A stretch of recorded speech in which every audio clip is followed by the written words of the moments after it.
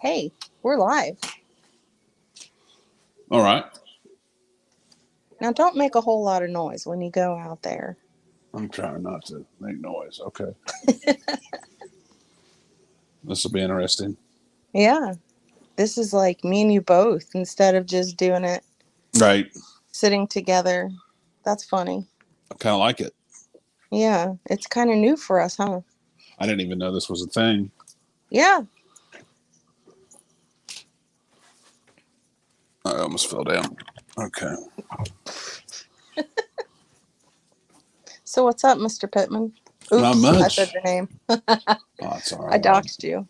I don't Hi, mind. Crying Canary. How are you this morning? Are you able to see chat, Brandon? No. Hi, niece. Oh. Hi, Carla. How are you? Hi, Cricket. Good Saturday day, everyone. We're just coming in here to kind of hang out and, get this new StreamYards thing going with me and Brandon. This is a first for him. So am I able to move around on my phone or will that mess up?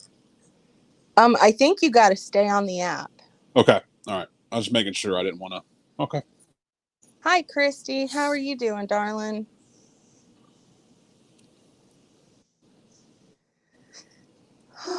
Okay, so yeah, Brandon, we're live. What's up? Okay. Not much. Sarah's obviously been wanting us to do this all week. Oh, it's been Um, longer than that. Like I've been all wanting us to month. go live. Yeah, it's just our it just didn't work out. Well, here we are. Yeah, finally. And we were bouncing around things to talk about and trying to figure out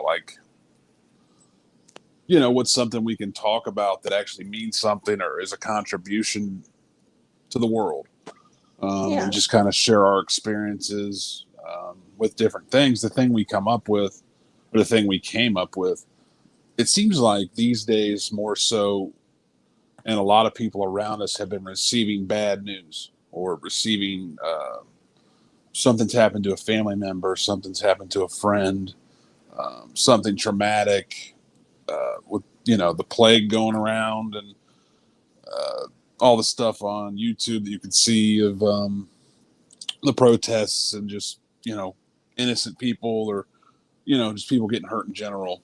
And it's just it's like a traumatic time. It's like every time you turn on YouTube or Facebook or wherever you go for news and information, something else bad has happened on top of what can be going on in your personal life. So we were just going to talk some about our experiences in the Let me ask you a past. question real quick, Okay. Brandon. Okay. Do you get offended when someone calls you a junkie? Are you a No. junkie? Yeah. Oh, Okay. that's an easy one. No, me personally, for whatever reason, when I was 19, 20, I thought that was cool. I don't know why. I thought it was cool to be a hardcore drug addict in my circle of friends and the places I ran around. The term junkie is the way we understand it, which it usually means I don't know, like a guy under a bridge with like a trench coat on and someone that lives in the streets. It doesn't mean that around the world. Junkie can be applied to anything. It can be applied to someone who's doing too much shopping or a food junkie, a porn junkie, whatever. So I don't know, at some point I started looking at that word as a broader thing instead of just how it's often applied, at least in Ohio. But yeah, well, no, when someone calls me a junkie, if anything, I'm proud of it because it lets people know that I've survived that part of Absolutely. that part of my life. Uh, a lot of people don't, and a lot of my friends didn't. They didn't get sober. They didn't get clean. Uh, they were junkies, and even then, by a lot of different aspects, not just heroin, and it took their life. So yeah, I'm a part of that group. I'm a part of that group of people, and there's nothing I can do to change that. So I I think, honestly, you offended me the very first time we Mm-mm. met. You called me a Yeah, junkie, and I was so offended. yeah. Some people are. Some people are very hurt by that. I think because of, like I said, because of the sort of perception it has, at least in Ohio. I don't know about the rest of the country, but usually you call someone that, that means like they're like a person that lives behind a dumpster. And that's not the case. There's judges that are quote unquote junkies. There's policemen. There's everyday people you see could be an actual junkie and you just don't know it. Yeah, I had a 12-step home group for years, for about 6 or 7 years before I moved. That you could literally go to that meeting and see a judge sit next to a guy with tattoos on his face, sit next to a cop, sit next to a construction worker, sit next to a school teacher, sit next to a priest. That's Yeah, just one meeting. I mean, there's meetings all over. That's just one meeting where it didn't matter. It didn't matter where you came from in society. What mattered was you were all there together trying to stay straight, trying to stay clean or sober. So, no, I think these days, especially, I look at that word as I'm grateful. I'm grateful on that. It gave me the life I have. absolutely. And there's a lot of people like in the community that I'm in that like to use that word junkie to hurt people's feelings. And that's why they do it. They'll call somebody a junkie just to hurt them. And I think that's completely wrong. Some people are offended by it. And for those that are offended by it, I am so sorry. I'm really not one of those people. I haven't been offended by the word in a while. I, I had to realize that I was one, you know, to be able to recognize that I had a problem. And I had to conquer that problem and realize that I was one. That's just my story, though. That was my experience. So I don't know. Yeah, calling me junkie is like calling me a white guy. Like to me, like it's the same thing. Like I don't. I mean, I identify that way. You know, when I'm meeting someone who's maybe trying to get clean, or someone who's interested in my story or whatever, that's one of the first things I say. Cricket, you're absolutely right. No one is above addiction. It does not discriminate, not at all. Yeah, absolutely. I was one of those guys that I grew up in a big house on a golf course, and I would go to rehab or a homeless shelter, and I would meet people, and most of the people there didn't grow up that way. Are we echoing? Yeah, hold on a second. I gotta walk past you. Yeah, get away from me. Go. Okay. Get out of here. So thought I was unique in that, and I thought that that made me different than everybody, and that could have really caused me a lot of problems in addiction or trying to stay clean. There's a term we use, a word we use called terminal uniqueness, which means I'm so unique. I think I'm so unique it could kill me. And eventually, of course, I met people who came from a lot more money than what I grew up around, and they had just as many problems or worse than me.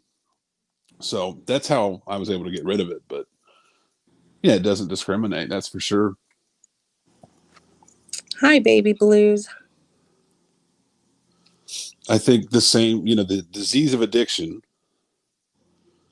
tonight will kill someone under a bridge with the trench coat on, or someone that's eating out of a dumpster, but it'll also kill a housewife who's living in a $1 million home, Yeah. which is strange. Usually it's not like that. Or it just doesn't seem like it would make any sense that they have the same disease because their lives look so different. But if you boiled it down, they drank and use because of the same problems, the same issues. So one of those things. Addiction affects so many people and it's so unbelievably sad. You've had statistics on it before, like what's current, but that's been a few months back. I'm curious to see what it is now since, everybody's basically under house arrest because of COVID-19. People get bored and then they, either relapse or they use copious amounts of drugs. And which causes them to overdose or die. It's so sad. Yeah. I one of the stats that I've never forgot. I was working in a treatment center in 2010, 10 years ago. So weird to say that.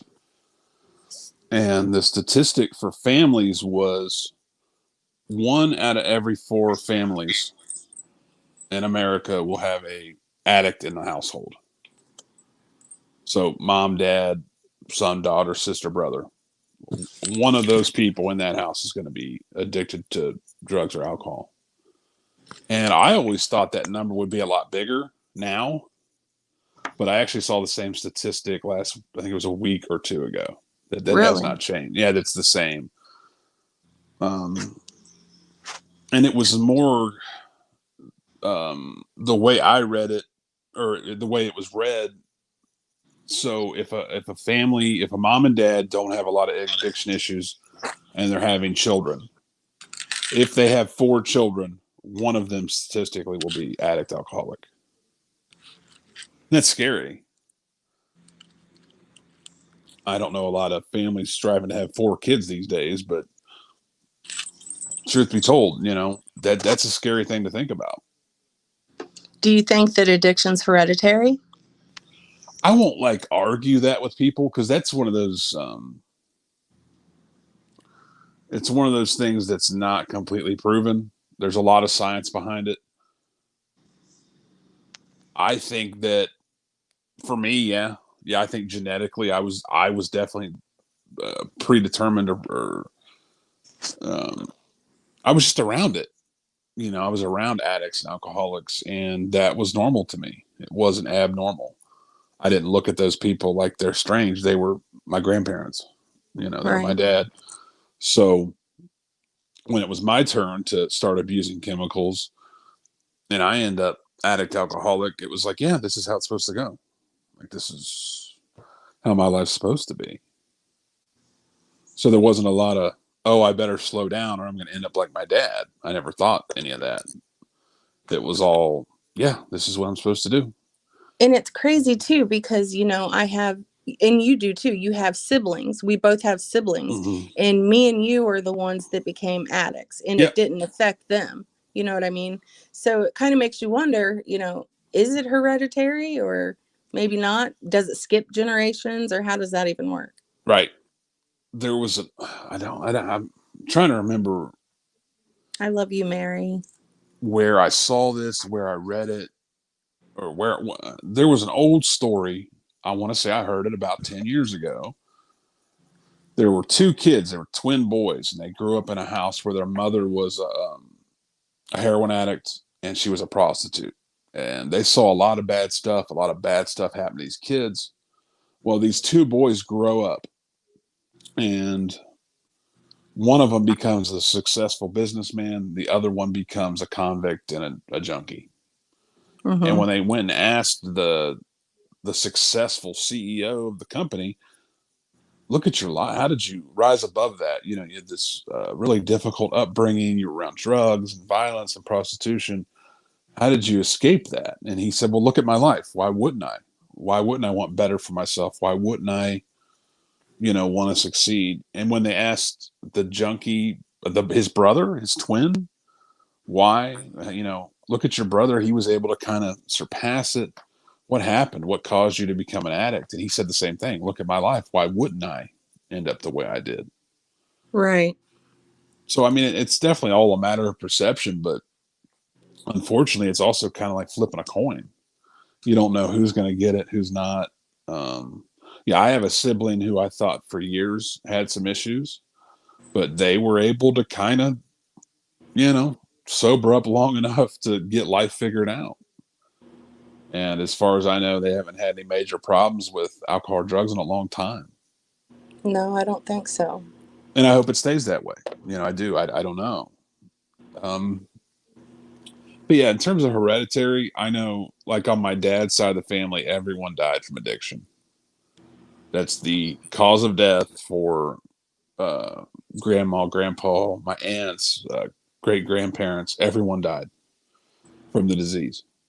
So it's hard for me to look at that and go, there's no way there's a genetic link. I mean, it seems obvious, but like we're talking about, there is those family members that have no issues with alcohol and drugs because it scared them, because it didn't look appealing to them, or and also they just knew that they probably shouldn't be drinking and using drugs because they knew that if they did, there was a good chance they would be addicted. And see, that's the thing. Like when I was young, I would see heroin and I would say to myself, "Oh my God, that's the trashiest drug around. I will never do that drug."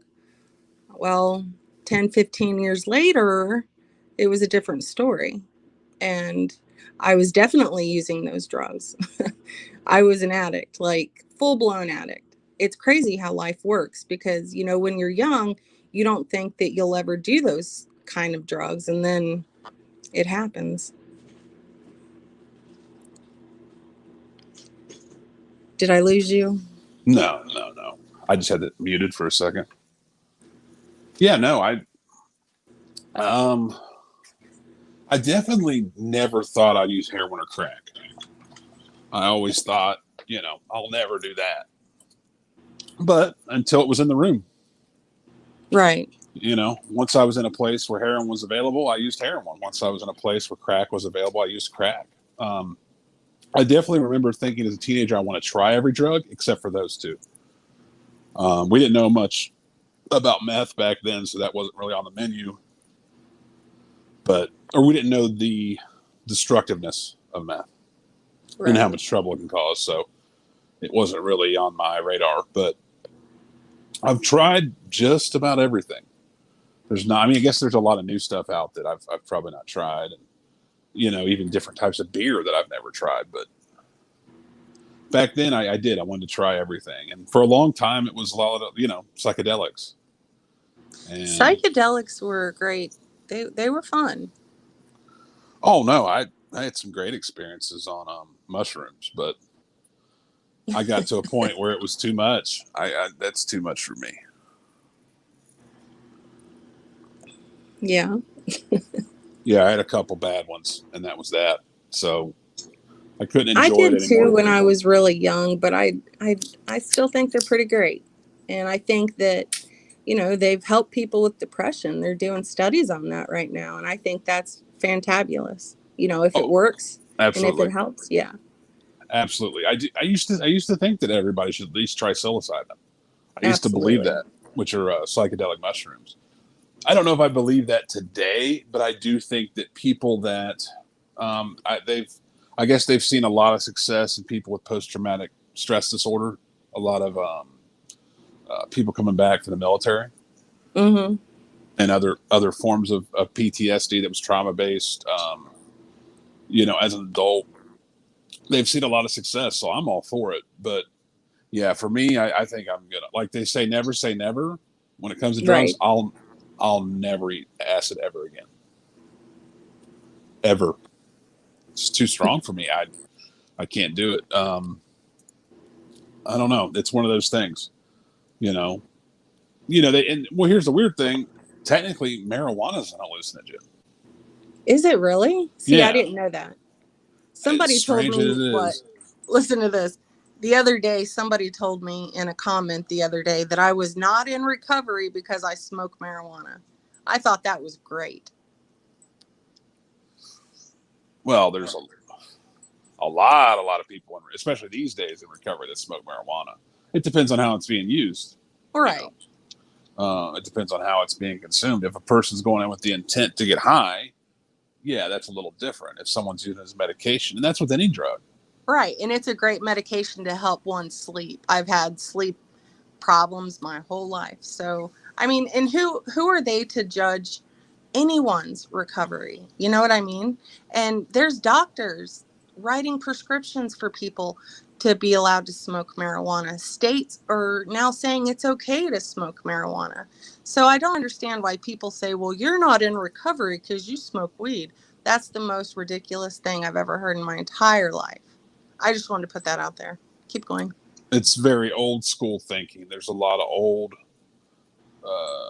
12-step recovery as we know it's only been around, 80 years. So it's still relatively new. And a lot of those old school, because I used to go to Amen, meetings. Callie. I used to go to meetings with people that wouldn't even take ibuprofen. They won't take anything. Well, that's And like you. The first couple years you were sober, you didn't do anything. Like you practiced abstinence. mhm. You didn't take anything. Like even when you had a surgery, And you I did suffered not for take. that. Yeah. I suffered. Yeah, you did. I paid the price. And I was listening to guys who said, and a few people were honest with me. They were like, you know what, man, if you're having surgery and a doctor's prescribing it, you're allowed to take it. And I didn't, I didn't listen to those guys. I listened to the guys who were saying, you don't need it. You'll be all right. And I made it through. It's that's a tough one. That's a tough one for junkies. I You was a knew year what could sober. happen if you did take Exactly. it. So, Exactly. It felt like a coin toss. It felt like a 50-50. I could take this and maybe some pain will be relieved, or I could take this and, you know, next thing you know, I'm the guy behind the dumpster. So it was just a scary situation. I got through it. I had a dental surgery. God, I don't remember what year that was. It's probably been 9 years. No, I don't even know. 5 years ago, let's say. And I went and stayed with my mom. I called my mom. My mom is not addict. You could give her a bottle of pills and she'd never take them. She's just one of those people. She doesn't. She would need them. She still wouldn't take them. I think they just prescribed me Vicodin. It was nothing big, but I was nervous about it. So I went and stayed with my mom. I handed her a bottle of pills. I said, if I start asking for these, flush them, get rid of them. And she knew. My mom knew. My mom has seen my life. She had front row tickets to the train wreck, so did she do she knew. Al-Anon? Once or twice. What's your Her views on story. Al-Anon with her? What's my? It worked for her. She's not a That's person awesome. that's like done the 12 steps. She's not a person that's had a sponsor. She went to a couple Al-Anon meetings and she got their message immediately. From my experience, the real message of Al-Anon is you didn't create it, so you can't cure it. Right. And she got that message right away. She still struggled with it. She still blamed herself, and she thought, the time that she didn't give me the cookie I wanted when I was 3, that's the reason I'm at it. She believed stuff like that, and it really bothered her. But once I was sober for some years and my life started making sense, I think she was able to find forgiveness for herself, or at least I hope so. But yeah, it worked for her. I've ran with people. I did a convention as a I added you, committee Life Rewinded. with Sorry. you're fine, with people in Al-Anon, and they're amazing. These ladies were just amazing, and they had been through a lot. When I thought of Al-Anon, I didn't think it was. I thought of housewives that were struggling with a kid drinking or a husband drinking, and it wasn't. It was a mixture of people. It was kids. It was people who've been in Al-Anon since they were teenagers, dealing with their parents, and they were just trying to help people find the message of recovery. It was pretty amazing.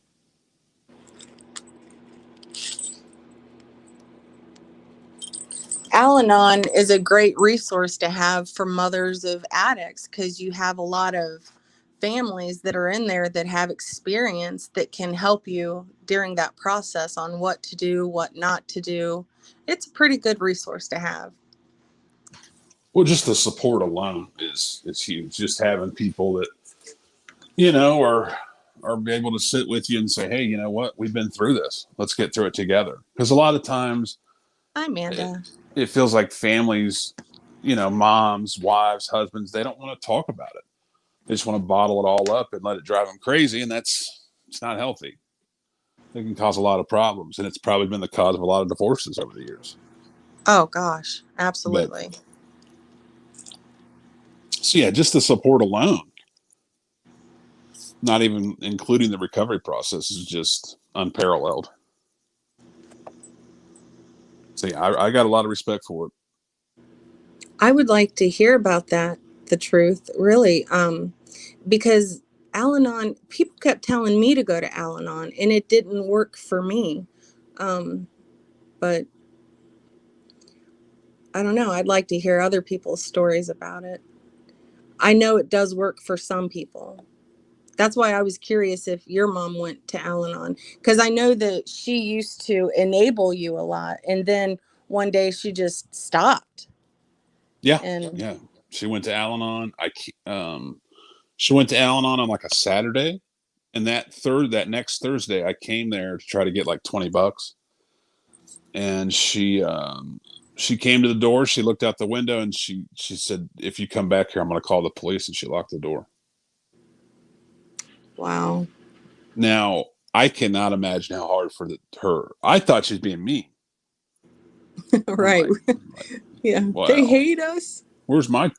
I'll go use. I'll show you. Right. I really did. I thought she was being mean, and no, she was trying to help me down.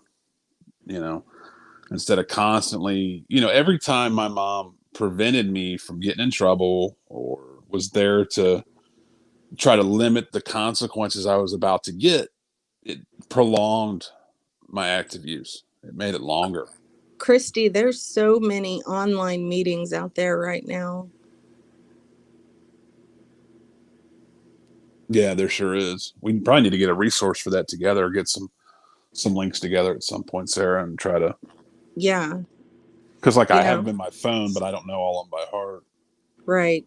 There's so many meetings and they are so welcoming. Like when if you don't want to go somewhere, they're doing online meetings. And I have not done online meetings. I'm not going to lie and say I have. I haven't, but I've heard from several people that they're just like going to an actual meeting. And, you can sit there and do a Zoom call with people and interact with them that way. And you're, sharing your story face to face, which is pretty cool. Yeah, I mean, once again, you got a lot of old school people who are very against online meetings, but these days there's no choice. You know, Oh, no. we're really getting to a place where, unfortunately, to be 100% honest, where I live, there's still a lot of what are called private meetings, and that's just some guy is inviting 10 people over to his house. They'll grill out, and then for an hour they'll have a 12-step meeting. It's not open to the public. Not everybody's welcome. It's invitation only. I hate that part of it, but due Our to the buddy does that. yeah, well, I mean, part of the Yeah. social distancing, you just don't have a choice right now. Like, you can't just say, because 100 people would show up. Yeah, this guy's trying to have 10 people over, so it's a complicated time trying to find some way to supplement online meetings with maybe meetings you can go to in person's key. But if all that's available to you is online, do it. I mean, what's the Oh, worst that could happen? right. Everybody that's in here has got to check out Amanda Lynn's channel. She's going to be doing some recovery stuff soon. And then tonight, The Truth is going to be doing a recovery video or a live on her experiences with her son and what she went through. That's going to be pretty awesome.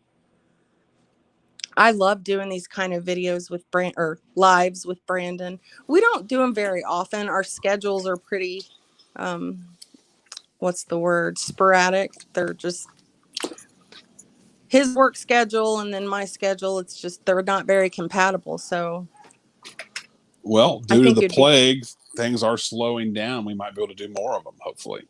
yeah, I would like that. Like, seriously. I know that, there's a lot of, oh gosh, there goes the dogs, little Cujos. Oh yeah. Anytime they're outside, and they, if a leaf drops, they start barking. It's so funny. Hysterical little poodles. You'd think that they're like these little Cujo dogs, but they just want to run up to you and lick you. And they love their mommy, who is Sarah. Oh my God. If I leave the room, they They freak out. freak out. Yeah. If I leave the room, they might look up or just watch me to see what I'm doing, but they don't care. If she leaves the room, it's a problem.